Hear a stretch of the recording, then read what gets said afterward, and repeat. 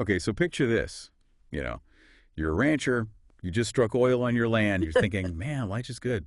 Maybe early retirement, who knows?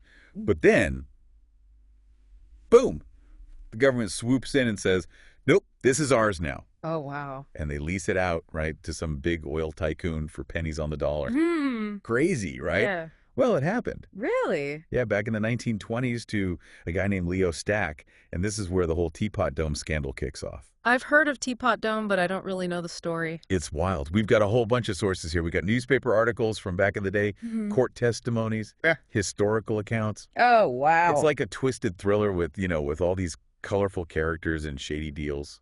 Sounds juicy. It is. So, what makes this story relevant today? Well, it's almost a century old, right? Right. But it's all about power and greed and the fight for what's right. I bet that never really goes out of style. Nope, not at all. So let's set the stage here. We're in the roaring 20s. Everyone's living it up. The economy's booming. There's jazz music everywhere. Flapper dresses. Yeah.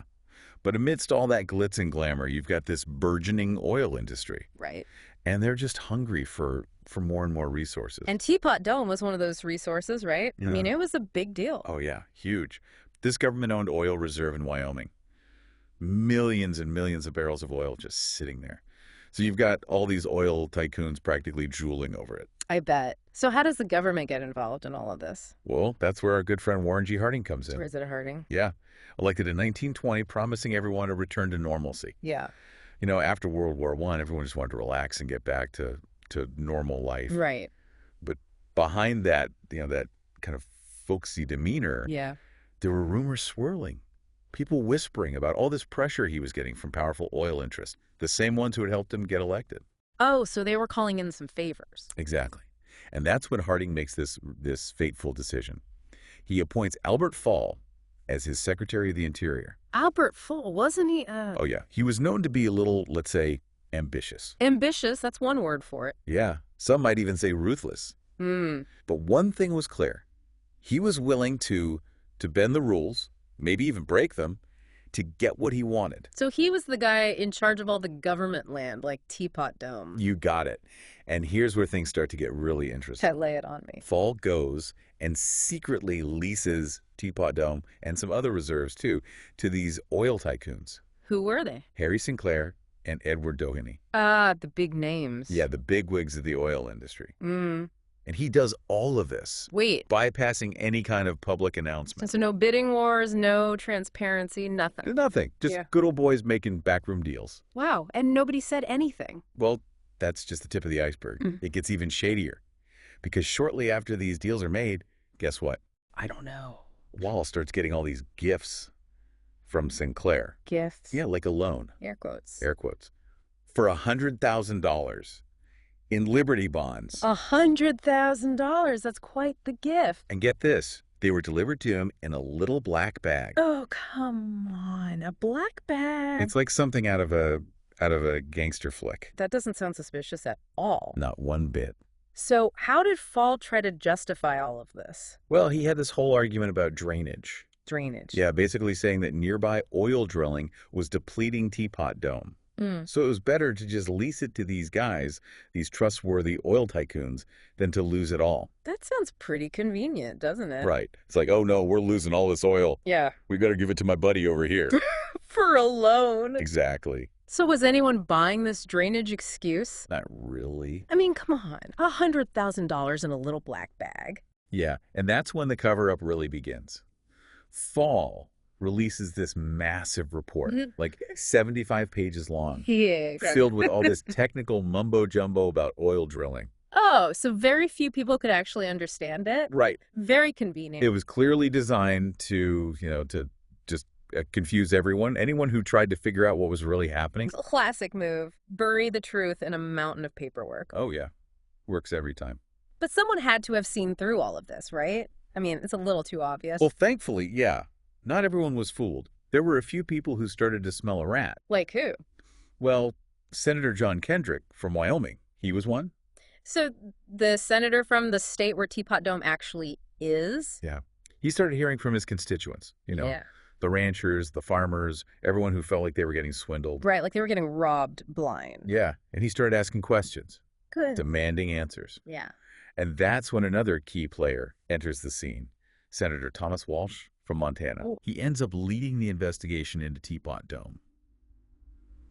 And he was an interesting guy, quiet, unassuming, but, as it turns out, a total bulldog when it came to uncovering the truth. So we've got Walsh going up against this whole web of secrecy. Yep. And powerful interests. And, a lot of people who would rather just sweep the whole thing under the rug, what happens next? well, that's when the newspapers start to get involved. They get wind of the scandal, start publishing all these explosive articles. The power of the press. Yeah.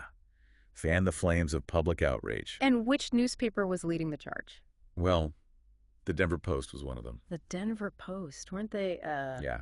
They had their own agenda going on. Oh, yeah, that's right. They tried to blackmail Sinclair, didn't they? Oh, yeah. They saw an opportunity to cash in on the scandal, threatened to publish even more damaging stories unless he paid them off. Wow. So even those who were claiming to expose the truth, they had their own little side hustles going on. Oh, yeah. It was a mess. It makes you think, doesn't it? It does. It just shows you how complicated these situations can be. Right. How even those who are trying to do the right thing, they can get caught up in the game. So what did Fall do with the investigation heating up and the press all over him? He decided to go on the offensive. Yeah. He actually testifies before the Senate committee. Really? Yeah. Tries to paint himself as this loyal public servant. Says he was just acting in the nation's best interests. Downplays all his connections to Sinclair and Doheny. I bet. Insists that he didn't gain anything personally from all those leases. He even tried to spin the whole thing as some kind of matter of national security. Oh, please. I know, right? He was quite the salesman, huh? He was. Yeah. He was really good at deflecting and manipulating the situation. It's a good reminder, to be wary of those in power. Yeah. Those who try to hide their true intentions behind these noble-sounding excuses. Oh, yeah. The good of the nation, that kind of thing. Exactly. But Walsh, he wasn't buying it. Oh, good. Not for a second. He meticulously picks apart Fall's testimony, starts highlighting all these inconsistencies, points out those suspicious financial transactions. Like the black bag of Liberty bonds. Exactly. Yeah. And challenges that whole drainage argument. Yeah. Saying that it was just a smokescreen, Right. for Fall to get his hands on all those oil reserves for himself. So it's this battle of wits between Fall trying to cover his tracks and Walsh determined to uncover the truth. Exactly. And just when things are going really good, something happens that just throws a wrench into the whole investigation. Uh-oh, what happened? President Harding, right in the middle of this scandal, Yeah. he dies suddenly in 1923. Oh, wow. I bet that changed everything. So what happened next? Did the investigation just stop? Did it die with Harding? Well, not quite. It actually got more interesting. Harding's vice president. Kellen Coolidge? Yeah, Coolidge steps in, Right. inherits this whole Teapot Dome mess. And Coolidge, I mean, he was a different kind of president. Right? Oh, totally. Silent Cal. Yeah. Known for being, well, a man of few words, but with a reputation for honesty, integrity. Yeah, he wanted to clean up the government. And what did he do about this whole Teapot Dome situation? He appoints a new attorney general, Harlan Fiske Stone. Okay. And this guy, Stone, was known for being totally committed to justice, no matter what. So he took one look at Teapot Dome Yeah. and was like, something's not right here. Basically, he launches a full-blown criminal investigation. Wow. And I bet some people weren't happy about that. I can imagine going up against his own party like that. It took guts. But Stone, he was a man of principle. So how did he tackle this whole investigation? He brought in a special counsel, a guy named Owen Roberts. And get this, Roberts would later become a Supreme Court justice. Wow, so they brought in the big guns for this? Yeah, you've got Walsh leading the Senate investigation and Roberts heading up this criminal investigation. Two legal heavyweights going after Teapot Dome. That's a powerful duo. And they were facing some serious pushback, right? I mean, you had all these powerful figures trying to protect their interests. Trying to make this all go away. But then something happens. It's like a twist in a movie. Remember Men Everhart? Fall's son-in-law. Yeah, the one who delivered that suspicious payment from Sinclair. Oh, yeah, with the Liberty bonds. Right. In that black bag. He ends up becoming a key witness for the prosecution. Oh, wow. So, like, family loyalty versus justice. It must have been a tough spot for I him. can't imagine that. So he decides to testify, Yeah. tells everything he knows, which puts Fall in a pretty tough position. Definitely not what Fall wanted. So what did Fall do? Well, he tries to downplay it, Of course he does. says the money was just a personal loan, you know. Come on. But the investigators, they weren't buying it. I mean, come on. $100,000 in a black bag. Right. And as they dug deeper, they started uncovering more evidence of other payments, other shady financial dealing. Casting some serious doubt on Fall's story. Yeah, those Liberty bonds. They really Yeah. came back to haunt him. You could say that investigators traced those bonds Yeah. back to a slush fund. Oh, what? A slush fund? What's that? Basically a secret stash of money Okay. used for, for illegal stuff, for unethical stuff. Ah, got it. So like a secret account for shady deals. Exactly. And this one was controlled by Sinclair's company. Mm-hmm. So now they have this direct link, this money trail. Yeah, connecting Fall right to Sinclair. The walls are closing in on Fall at this point. Definitely. Evidence piling up, public opinion turning against him. And remember, Yeah. the investigation, it wasn't just focused on Fall. Nope. Sinclair's in the hot seat, too. They were going after him for bribery, conspiracy, The whole 9 yards. 2 high-profile trials. The whole nation's watching, High stakes. waiting to see if justice is going to be served. Absolutely. I bet that was intense. It was. Fall and Sinclair. They hired the best lawyers money could buy. Okay. And this whole courtroom drama, Yeah. it played out over years. Years. Years. What about the newspapers? Were they still following all of this? Oh, yeah. The Denver Post, they kept publishing stories. Even though they tried to blackmail Sinclair. I know, right? Kind of ironic. Yeah. But, even though they had their own shady stuff going on, Right. they helped keep the scandal Yeah. front and center. In the public eye. Yeah. So what happened? What were the verdicts? Well, the trials of Fall and Sinclair, they were huge. Yeah. I mean, they revealed how corrupt the Harding administration really was. Right. And showed everyone how dangerous it is when corporations have too much influence in government. And I imagine the whole nation was following these trials. Oh, yeah. Every twist and turn. Hanging on every word. Because it felt like, like the system was really being put to the test. Right. Could it actually hold powerful people accountable? So tell me, what happened? Yeah. Were Fall and Sinclair convicted? Well, get this. Albert Fall. He's found guilty. Ooh. Bribery. Wow. And he gets sentenced to a year in prison. A year. Yeah. That's huge. Yeah, it was a big deal.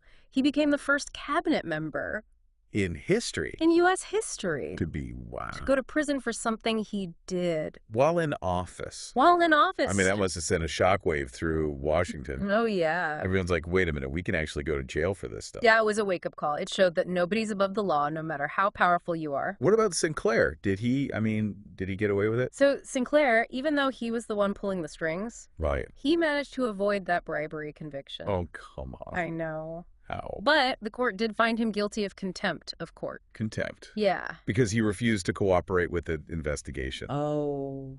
So he did end up spending some time in jail. But it wasn't a long sentence. I don't know. It seems like kind of a slap on the wrist considering everything he did. Yeah, a lot of people felt that way. Like, justice wasn't really served. But I mean, his reputation was ruined, right? Oh, definitely. Oh. His name was mud. His company. Yeah. It took a huge hit financially. So he did pay a price, He did. even if it wasn't behind bars. Yeah. What about the oil leases themselves? I mean, did Sinclair and Doheny get to keep Teapot Dome? That's the best part. Okay, tell me. The Supreme Court, Yeah, they stepped in and said, nope. they did? Yeah, they declared those leases invalid. Wow. It was a huge victory for everyone who fought to expose the scandal. So all that scheming, Huh. all those backroom deals, Yeah. it was all for nothing. It was. The court basically said that those leases were obtained through fraud Right. because of false corruption. So Teapot Dome and those other reserves, Yeah. they went back to the government. Ah, good. Back where they belong. I mean, that's really satisfying to hear. It sounds like this whole Teapot Dome affair, I mean, it had a lasting impact on the country, right? Oh, yeah, for sure. I mean, it led to some major reforms. Like what? Well, like stricter rules Okay. on government leases, Okay. more transparency in how campaigns are financed. Right. Teapot Dome forced the government to take a hard look at how it operated, Yeah. to put safeguards in place, to prevent another scandal like this. It's amazing to think how one shady deal Yep. can lead to such significant changes. Right. And it's not just about the laws. Yeah. Teapot Dome really fueled this growing public distrust Oof. of the government, of big business. Yeah, I can see that. When you see something like that happen, it just makes you wonder, like, what else is going on that we don't know about? Exactly. It makes you appreciate the people who stood up Right. and spoke truth to power, Yeah. even when it was risky. People like Senator Walsh, Owen Roberts, they could have easily looked the other way, but they didn't. They put their necks on the line. They did. And that's pretty inspiring. So as we wrap up this deep dive Yeah. into the Teapot Dome scandal, what are the key takeaways here? What should we remember about all of this? Well, I think it reminds us that power, it can be corrupting. Right. Even the best of intentions can be twisted by greed. And that a vigilant citizenry and a free press, Yeah. that's crucial. Keep things in check. Yeah. And that the fight against corruption, Yeah. it never ends. It needs our constant attention. A story that's just as relevant today Totally. as it was 100 years ago. Mm-hmm. It's a reminder to keep asking questions, All right. to demand transparency, to never take our democracy for granted. Thanks for joining us on this deep dive It's been a pleasure. into the Teapot Dome scandal. And until next time, stay curious. And keep asking questions.